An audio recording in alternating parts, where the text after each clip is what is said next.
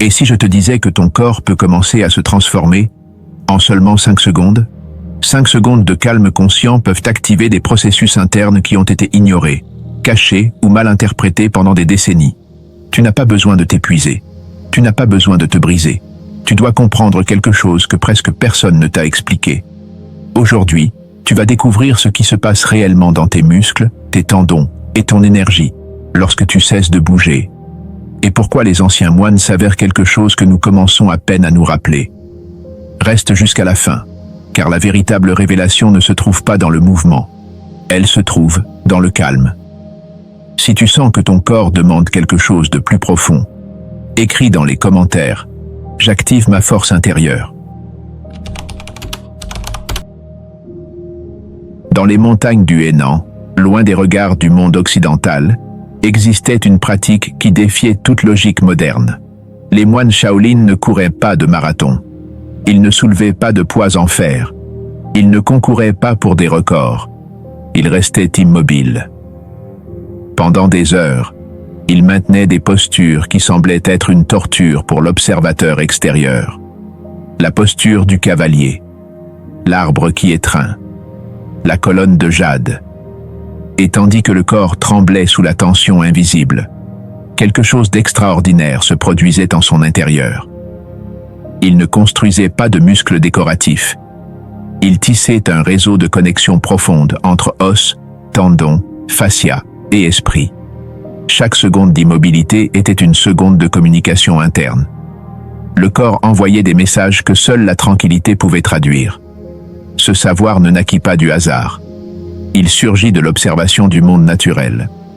Les arbres millénaires qui résistaient aux tempêtes ne le faisaient pas par leur taille, mais par la profondeur de leurs racines invisibles. Les montagnes restaient immobiles pendant des siècles, accumulant une force que aucun mouvement erratique ne pourrait égaler. Les maîtres comprenaient que la véritable force n'était pas bruyante. Elle n'avait pas besoin de se prouver. Elle existait simplement, silencieuse et disponible, comme l'eau qui reste immobile au fond du puits jusqu'à ce que quelqu'un en ait besoin. Pendant que l'Occident développait des gymnases et des machines chromées, ce savoir restait caché derrière les murs des temples, non pas parce qu'il était secret, mais parce qu'il nécessitait quelque chose que la culture moderne avait oublié, la patience. La capacité de ne pas chercher des résultats instantanés. La sagesse de faire confiance à des processus invisibles. Lorsqu'il arriva finalement sur d'autres continents, beaucoup le considérèrent comme primitif, archaïque, une relique d'une époque sans science.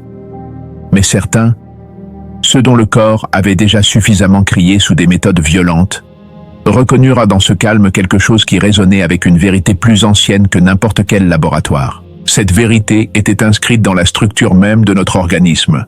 Chaque cellule s'en souvenait. Nous avions juste besoin de nous arrêter suffisamment longtemps pour l'écouter. Si tu sens que ce savoir t'attendait, commente. Je me souviens de l'ancien. La douleur dans la mâchoire se réveille. Une tension que tu ne te souviens pas d'avoir créée. Les épaules pèsent comme si elles portaient des roches invisibles. Le cou proteste à chaque tournant. Et quand tu essaies de toucher tes orteils, ton corps répond avec la rigidité d'un vieux bois. Ce n'est pas un vieillissement prématuré. C'est la signature d'une vie déconnectée de son propre rythme interne. Nous vivons à une époque de mouvement constant qui, paradoxalement, nous laisse immobiles. Nous courons d'une tâche à l'autre, mais nos corps ne complètent jamais aucun cycle. Nous restons assis pendant des heures dans des postures qui contredisent notre anatomie. Nous dormons avec des muscles qui n'ont jamais appris à se relâcher complètement. Le résultat n'est pas seulement physique, il est existentiel. Lorsque le sang ne peut pas circuler librement dans les canaux profonds du corps, lorsque le liquide interstitiel stagne entre les couches de fascia, lorsque les méridiens énergétiques rencontrent des blocages à chaque pas, l'organisme entier entre en mode survie. Et de cette manière, il n'y a pas de place pour la créativité, la joie spontanée ou la paix véritable. Ton système nerveux interprète cette stagnation comme une menace. Il produit du cortisol, même s'il n'y a pas de danger visible. Il maintient les muscles contractés même s'il n'y a rien à pousser ou à fuir. Et le plus insidieux, Il normalise cet état jusqu'à ce que tu oublies comment se sent un corps véritablement détendu. Les conséquences s'accumulent en silence.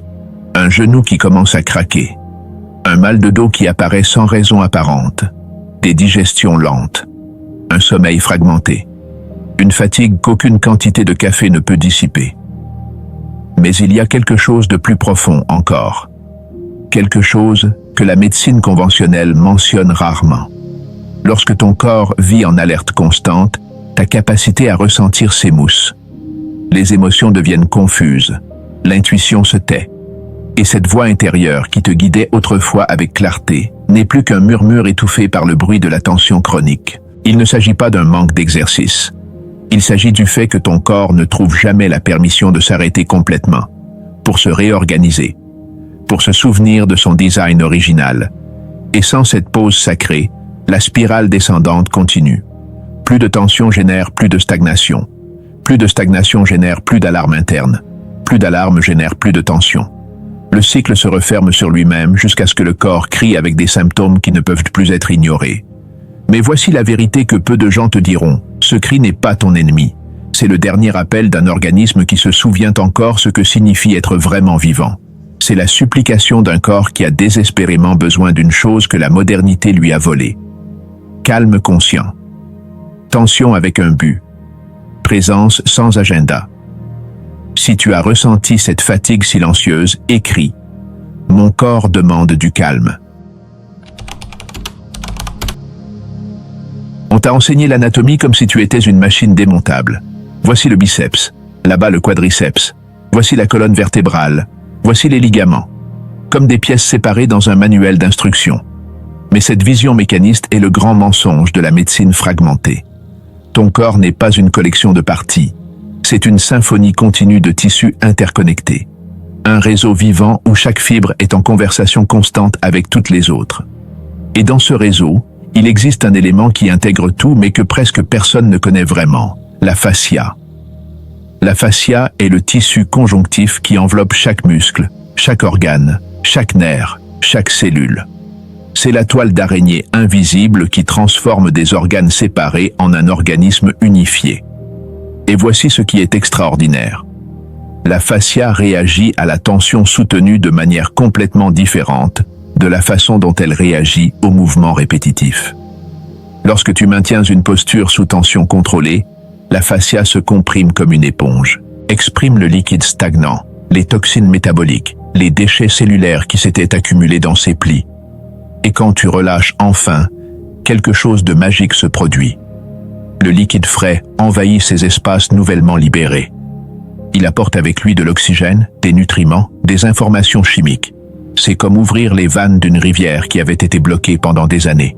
Et ce flux renouvelé change tout. Mais la révélation va encore plus loin. Tes tendons ne sont pas des cordes passives. Ce sont des organes sensoriels sophistiqués. Ils contiennent plus de récepteurs nerveux que de nombreuses zones de ta peau. Et quand tu les soumets à une tension isométrique, ces récepteurs s'activent. Ils envoient des signaux au cerveau qui déclenchent des cascades hormonales spécifiques. L'hormone de croissance est libérée. Des gènes dormants de réparation cellulaire sont activés. Les ostéoblastes, les cellules qui construisent de nouveaux os, sont stimulées. Tout cela sans un seul mouvement externe visible. Les os eux-mêmes répondent à cette tension soutenue de manière unique. Non pas à travers l'impact répétitif qui use les articulations, mais à travers la pression constante qui simule une gravité augmentée. Et sous cette pression, l'os se densifie. Il se minéralise. Il devient structurellement plus intelligent. C'est ce que les anciens maîtres pressentaient sans microscope ni laboratoire. Ils savaient qu'il existait une différence fondamentale entre le mouvement yang, expansif et chaud, et la tranquillité yin, compressive et profonde. Et ils comprenaient que sans l'équilibre entre les deux, le corps reste incomplet. La science moderne le confirme maintenant avec des termes comme piézoélectricité. Lorsque vous comprimez le tissu conjonctif, vous générez de minuscules charges électriques. Ces charges voyagent à travers le réseau facial comme information, activant des processus de réparation et de régénération dans des zones éloignées du point d'origine. Cela signifie qu'une tension soutenue dans vos jambes peut influencer la santé de votre colonne vertébrale. Une Une posture maintenue dans vos bras peut affecter la fonction de vos organes internes. Tout est connecté à travers ce réseau électrique vivant qui ne répond pleinement que lorsque vous offrez le cadeau de l'immobilité consciente. Et voici la compréhension qui change tout. Vous n'entraînez pas des muscles individuels. Vous recalibrez votre système nerveux. Vous rééduquez votre corps sur ce qui est possible. Vous réveillez des circuits de force que la vie sédentaire avait endormis. Ce n'est pas une technique d'exercice de plus. C'est une forme de dialogue direct avec l'intelligence de votre propre organisme. Et quand ce dialogue commence, quand votre corps comprend enfin que vous l'écoutez, que vous lui donnez ce dont il a vraiment besoin, la transformation ne se fait pas attendre. Des muscles qui semblaient faibles découvrent une force latente. Des articulations rigides se rappellent leur amplitude complète de mouvement. Des tendons fragiles deviennent résilients comme des câbles d'acier flexibles. Et tout cela sans épuisement, sans blessure, sans violence. Parce qu'en fin de compte, tu travailles avec ton design original, pas contre lui. Si quelque chose vient de s'ajuster en toi, dis « Je comprends le silence ». Maintenant vient le moment d'incarner ce savoir, de transformer la théorie en expérience vivante. Et pour cela, tu dois comprendre que ce n'est pas un exercice, c'est un rituel. Et comme tout véritable rituel, cela nécessite une intention, pas seulement une technique. Trouve un espace où tu peux être sans interruption. Tu n'as pas besoin d'un temple. Une pièce calme suffit. Ce qui compte, c'est la qualité de ta présence, pas la perfection de l'environnement. Commence par une posture fondamentale. Elle peut être aussi simple que de te tenir debout avec les pieds à la largeur des épaules, les genoux légèrement fléchis, comme si tu étais assis sur une chaise invisible. C'est la posture du cavalier, la base d'innombrables pratiques anciennes. Mais ne cherche pas à copier une forme externe parfaite. Cherche à sentir ta structure interne s'aligner. Les pieds s'enracinant, les genoux alignés sur les chevilles, le bassin trouvant sa position neutre. La colonne s'élève vers le ciel, tandis que les racines de tes jambes pénètrent dans la terre. Maintenant, vient la partie cruciale, qui sépare cela de simplement être debout. Tu vas activer une tension consciente. Pas une tension d'effondrement, ni de rigidité, mais une tension d'intégration. Comme si tu voulais te rapprocher du sol sans bouger, comme si un fil invisible tirait le sommet de ta tête vers le haut, tandis que tes pieds se magnétisent vers le bas. Ressens comment chaque muscle de ton corps reçoit l'invitation à participer. Les quadriceps commencent à parler. Les fessiers s'activent. L'abdomen s'engage. Les épaules s'organisent. Et au milieu de toute cette activation, ta respiration continue, douce et profonde. 5 secondes. C'est tout ce dont tu as besoin pour commencer. Compte mentalement pendant que tu maintiens cette tension intégrée.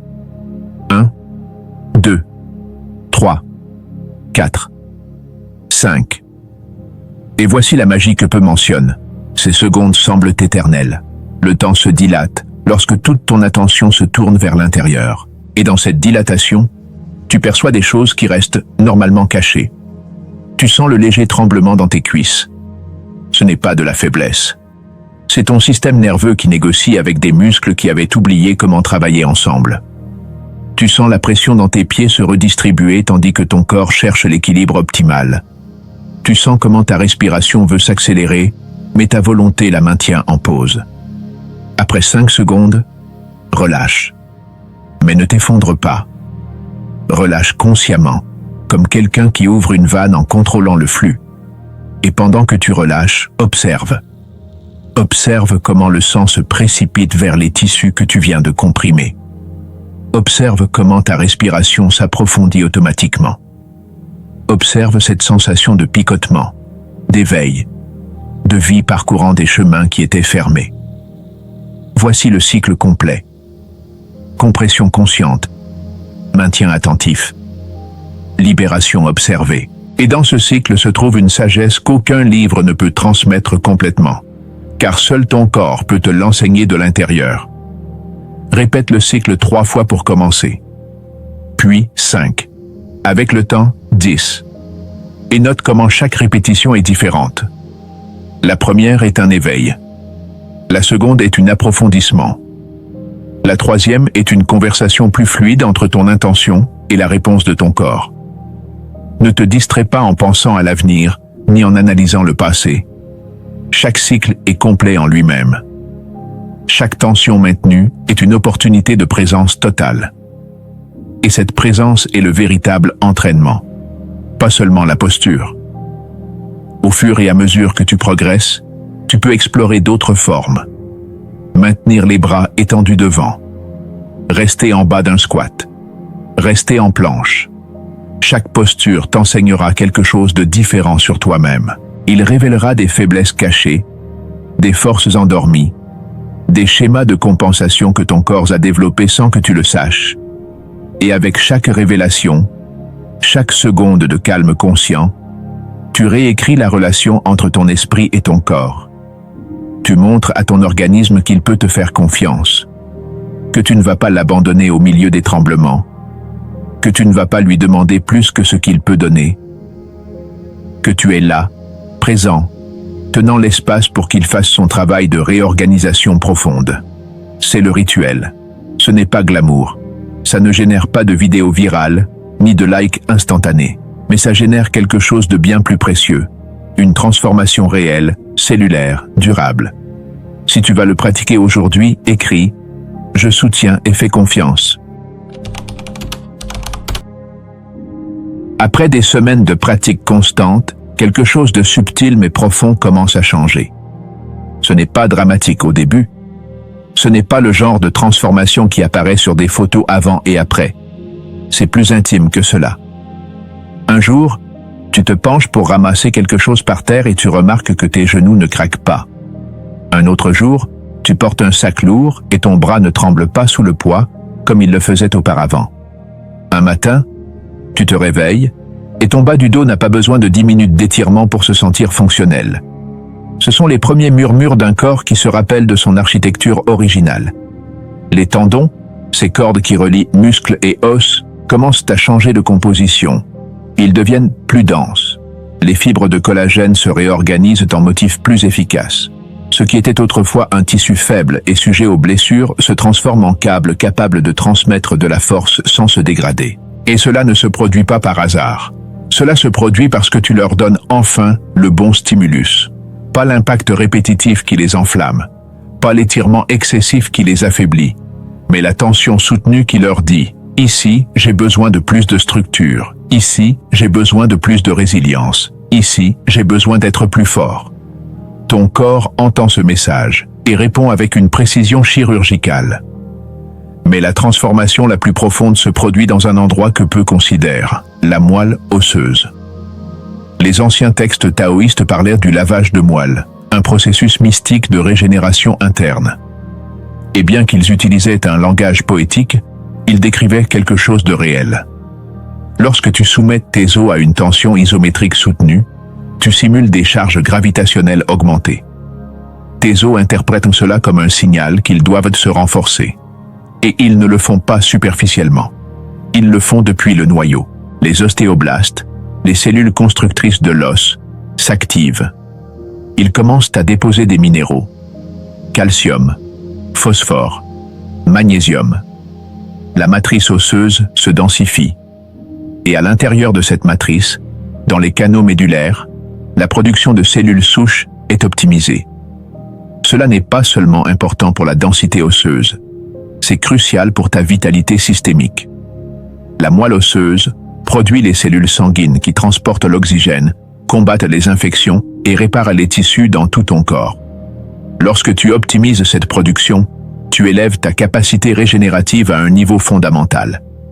Avec le temps, ta relation avec la gravité elle-même change. Ce que tu ressentais auparavant comme un poids constant qui te tirait vers le bas devient maintenant un allié. Ton corps apprend à s'organiser de telle manière que la gravité ne te comprime pas, mais t'enracine. Elle t'ancre. Elle te donne de la stabilité sans te voler de l'énergie. Et voici quelque chose qui surprend tous ceux qui persistent dans cette pratique. La légèreté. Pas de légèreté à perdre du poids. Légèreté de mouvement. Comme si chaque geste nécessitait moins d'efforts.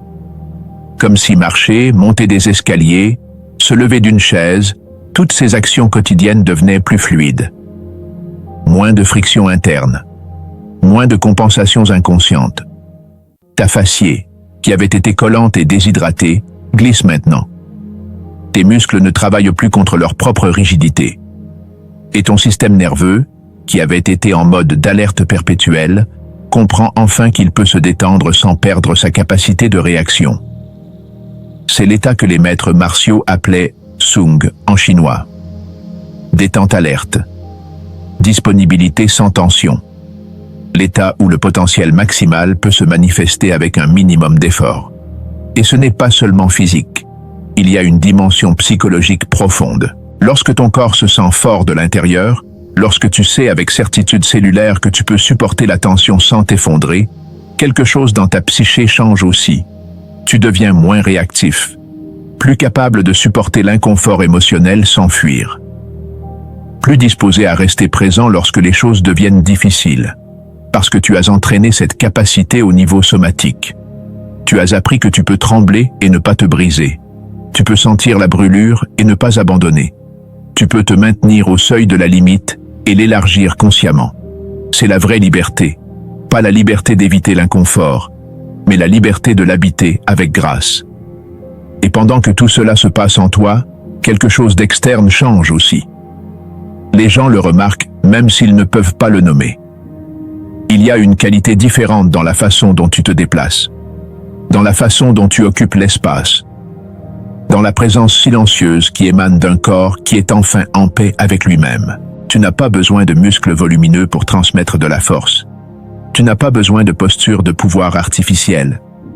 Quand ta structure interne est alignée, quand tes tissus profonds sont hydratés et en communication, quand ton système nerveux a confiance en ta capacité à soutenir, cette force irradie naturellement. C'est le pouvoir secret que les anciens gardaient, non pas parce qu'ils voulaient le cacher, mais parce qu'ils savaient qu'il ne pouvait être compris que par la pratique directe.